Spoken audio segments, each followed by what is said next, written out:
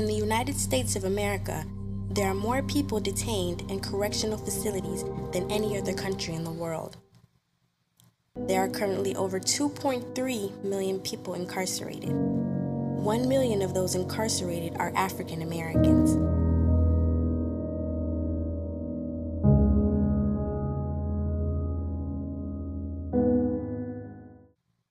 African American males that are oblivious to the criminal justice system do not understand the terminology of the offense that is committed or any terms of the law that is being presented to them in the courtroom.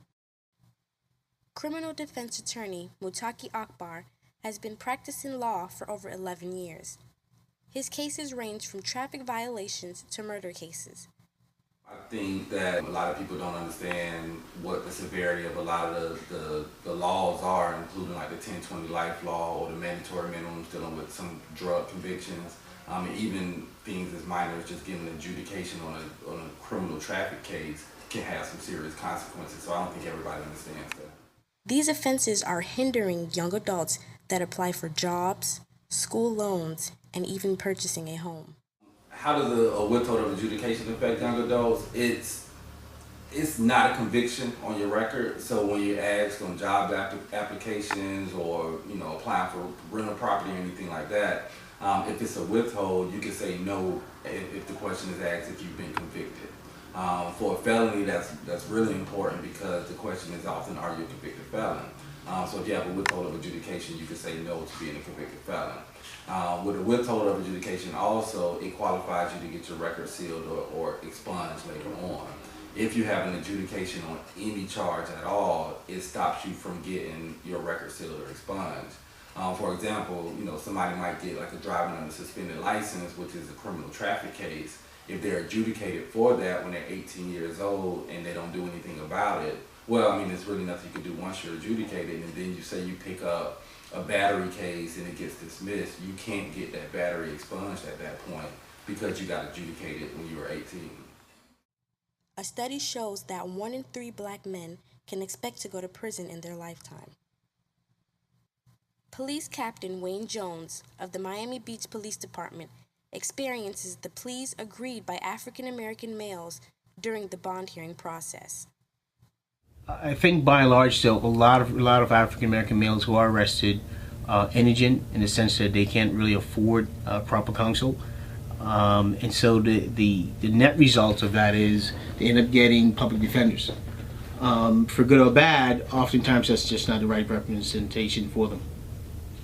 Due to their inexperiences and lack of knowledge in the judicial system, they are accepting convictions at bond hearings. I can tell you because it's easy, and folks just want to resolve whatever matters is pending in front of them and move on with their lives. And when they're facing resolving it today, as opposed to coming back time after time after time after time again and still possibly being found guilty of the crime they're charged with, I think for most folks, the smart and prudent thing to do is, hey, just let me get it done and move on with my life. Markel Darby is 23 years old. He is a first-time offender charged with aggravated assault. A warrant was issued for his arrest after an altercation at a traffic light. He was arrested and taken into custody during his court appearance for a traffic violation. After bonding out of jail, Markel has decided to take his case to trial. They changed my court date, so I have to come back again for like the 4th time. But hopefully everything be settled by then, so let's see when they come back around. Loretta Hill is the first African American female police chief for the City of Miami Beach Police Department. She is a wife and a mother of 2 African American males. Being that I'm a part of the judicial system, the front end of it, potentially going into the system or not going into the system, I think it's important as a parent raising 2 African American boys that I explain to them the entire process. And I probably have a little bit more of an insight into the process because I'm part of the criminal justice system. So explain to them, first of all, it's not a system that you want to be in, because the system is not equal to all people in the system. By evidence of our prison population, our arrest numbers, and our percentage of African Americans to the total population versus the percentage that are in prison, probation, or on parole. So first thing is to tell them not to get into a system that does not see them equally, because the justice system is not equal. Most agree that the knowledge of understanding the law comes from the household. I oftentimes think about where I was raised, what sort of kept me on the straight and narrow as a young man. And I think for me, the prevailing thing for me was my mom once said to me, if you do certain things, if you got involved in drugs, if you rob people, if you stole from other folks, you would break my heart. And so for me, it's simple thing was I didn't want to break my mom's heart. I think it's lack of mentors. I think it's lack of education. I think it's lack of parenting.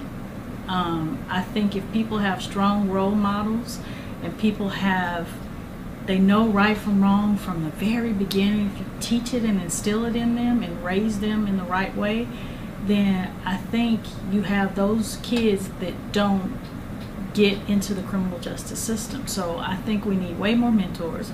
We need way more people that care about other people's lives. And the fact that we have so many males in the system is not a benefit to anybody. Being oblivious to the pleas accepted, young black men jeopardize their chances at becoming students, fathers, athletes, advocates, or even president. It is time to educate them. Educate them of their rights. Educate them on how to interact under police custody. Educate them on breaking the cycle. There are more black. The future of our world relies on the actions of our young black men. To bring some loving here today. Father, Father, we don't need to escalate. Oh, it's not the answer, for only love can conquer.